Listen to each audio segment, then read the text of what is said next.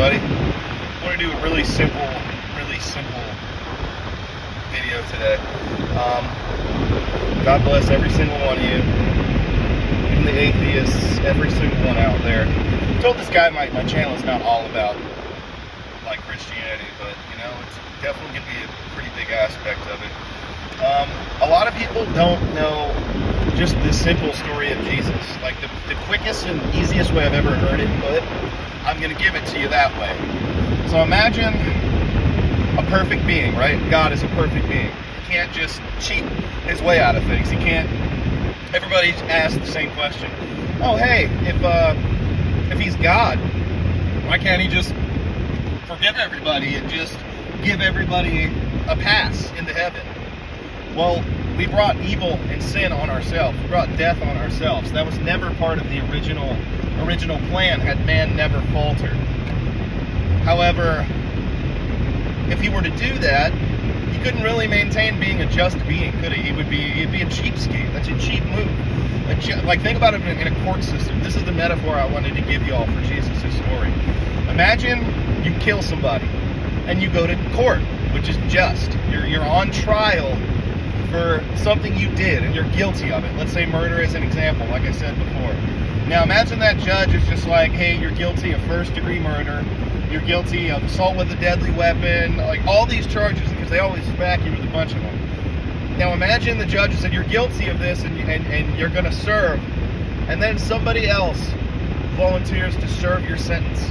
Even more so, the judge himself says, hey, you're guilty, but I'm going to serve your time. I'm going to do the thing that you deserve because you killed somebody. I'm going to do it for you. You're free to go. That is exactly what Jesus did. That's the simplest way of putting it. He can't just cheat his way out of the sin we brought ourselves onto ourselves. He can't just be like, oh, you guys are good. Don't worry. You can go to heaven.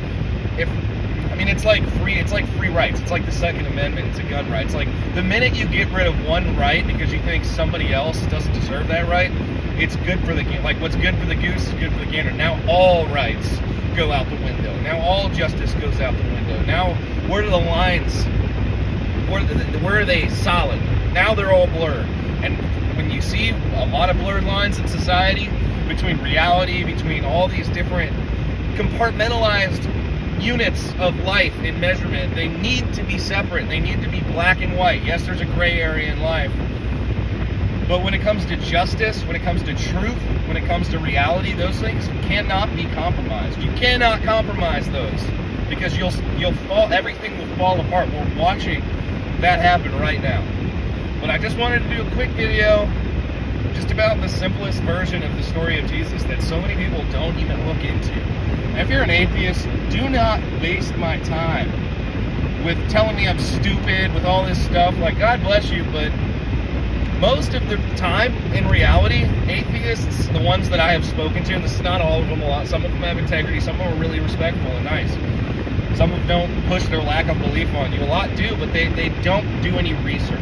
So they read the books of like people like Richard Dawkins and different atheists that have done all the legwork for evidence to gather against God, even though none of that exists. You can argue against God all you want, but that's going to be just as faith-based as me arguing for God.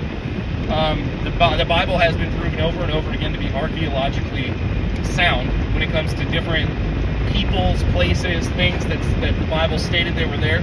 Well, every time we discover something, it just solidifies the Bible even more. This may come as a shock to you, but there is not a single thing that has been proven wrong in the Bible. Yes, there are not things you can prove, like a donkey talking and stuff. But, a lot of that stuff is metaphorical. You have to read the context in each one. A lot of people will take different sentences, different verses that are in the Bible, and they will just take it by itself, completely ignore the rest of the chapter that made sense of the whole thing. If you're going to do research as an atheist, you owe it to yourself, you owe it to reality and truth to go in with the mindset that, hey, this might be true. I'm going to go in with an open mind and see if it is. Otherwise, you're never going to, I can't even prove to you the sky's blue. I can't. How am I going to do that? There's no way to prove this stuff. It's all faith-based, and it needs to be faith-based. there would be no integrity in the notion that God came down here and said, "I'm God, believe in me." Not to mention you wouldn't really have free will in that case, right? Faith, the chance for evil existing, the choice being there, all of that it surrounds the same thing. It's just free will. It's just free will for you to be able to do what you want, because you can't choose to love God, choose to follow, and choose to believe in Him if He just comes down here and spells it out like a little baby, like for babies. You know what I mean? But anyways, I love you all. God bless you all.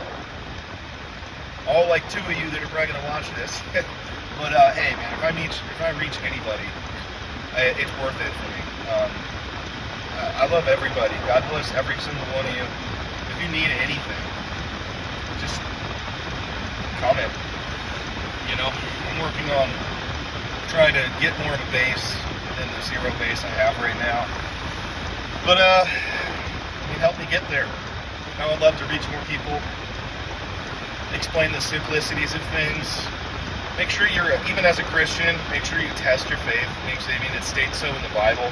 Paul doesn't want morons going around saying, "Oh, hey, I believe in Jesus because I just believe in Him." You know what I mean? Like, you're just going to fall on deaf ears, especially when you're talking to an intelligent, educated atheist.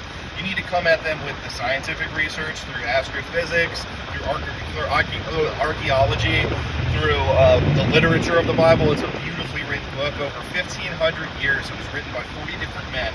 Has 66 books in it, and it is cohesive. It's incredibly cohesive. It can only be because somebody told these guys what to write. It's really that simple. And you may not believe that, and that's perfectly fine. I'm not going to force my beliefs on you. I'm just going to ask that you approach this subject that is the most meaningful thing in your entire existence. This is the most meaningful thing in your entire existence, is this question of faith. What should I believe in? And everybody comes at me with all this, Islam should be the way, Judaism should be the way. I'm not going to knock you for what you believe in, but I will tell you this. Scientifically speaking, archaeologically speaking, the only book that has gotten it spot on is the Old Testament, with the addition of the New Testament through eyewitness testimony of what Jesus Christ did. The Old Testament was just about predicting when Jesus would get here. He got here, He was like, hey, this is not cool, you gotta stop this, you need to keep doing. All you religious leaders that think you're better than everybody, you need to repent. It's exactly what I would expect a father to do, a God to do. Come down, live a perfect life, auto-correct whatever needed to be corrected, and then move forward. Die and pay your price, and everybody's good to go. You know what I mean? Like, it's really a simple story of redemption over and over and over again. If you have any more questions or anything like that, please comment. I am loaded with information. I love studying this stuff. I love the topics. I love the research. I've been reading books on books on books. I can give you book recommendations from doctors, different very educated people that believe. I give as much undivided attention to atheist authors and argumenters, debaters, that I do my own Christian brothers and sisters. So make sure you do the same thing when you're coming at a Christian. Like, if you're just going in it with a biased thought of nothing can prove this true to me, you're going to be right. It's just how life is. It's how human beings are. Approach things with an open mind. Try to learn.